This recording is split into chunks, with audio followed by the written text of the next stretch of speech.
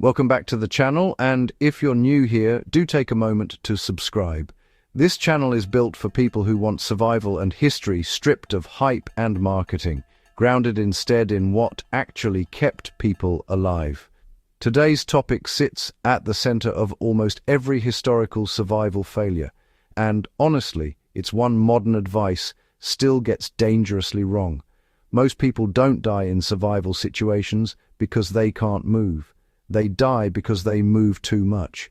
Movement feels like action. Action feels like progress.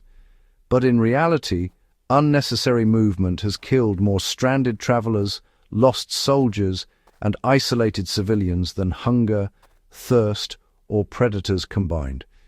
History is painfully consistent on this point, and once you see the pattern, it's really hard to ignore.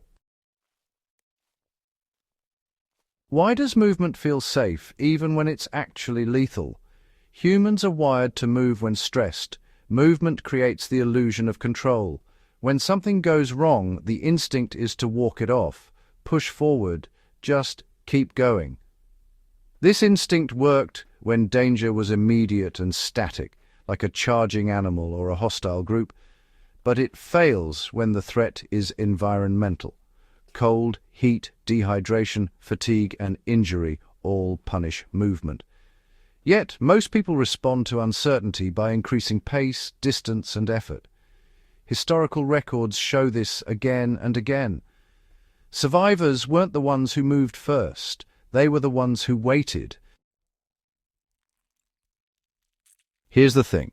Energy loss quietly kills before anyone even notices. The most dangerous part of excessive movement is that it doesn't feel deadly at first. Energy drains invisibly, calories burn, fluids evaporate, muscles fatigue, judgment erodes.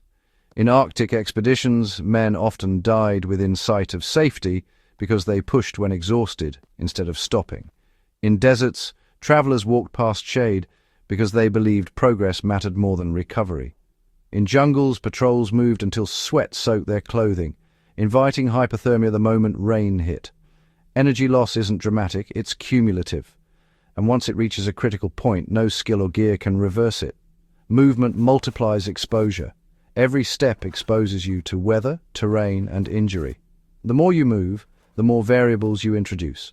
Slips, twisted ankles, blisters, and cuts happen while moving, not while resting. Historical survival accounts repeatedly note that people injured themselves during one last push.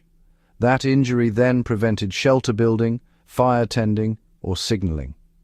The original problem wasn't fatal. The movement made it fatal.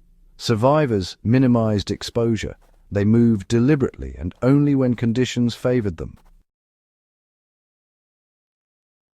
Why lost people die faster than stranded people? There's, a stark difference in outcomes between people who are stranded and people who are lost. Stranded people tend to stay put. Lost people tend to wander.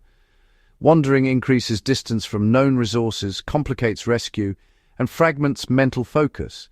It also burns energy needed for signaling and shelter. Search and rescue data consistently shows that people who stay near their last known location are found sooner and, honestly, in better condition.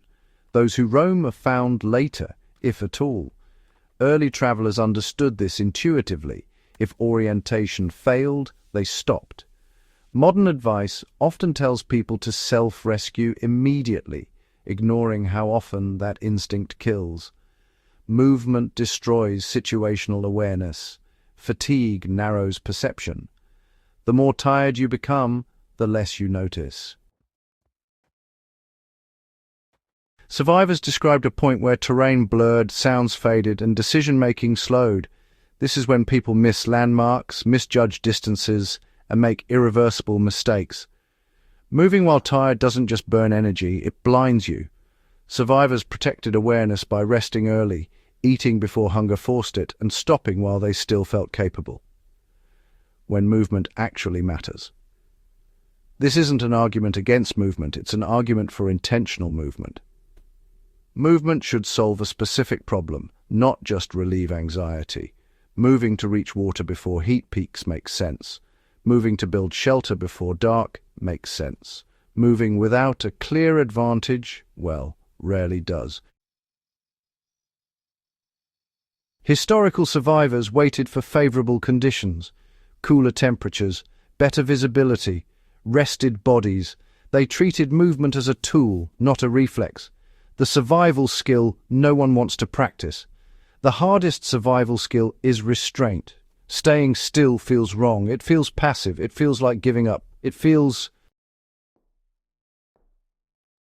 History shows the opposite. Stillness preserves energy, protects awareness, and buys time. Time allows conditions to change, weather shifts, rescuers arrive, strength returns. People who survive don't outrun danger, they outweight it. The lesson history keeps repeating. Most survival deaths aren't caused by lack of courage or effort. They're caused by misdirected effort. Movement without purpose turns manageable problems into fatal ones.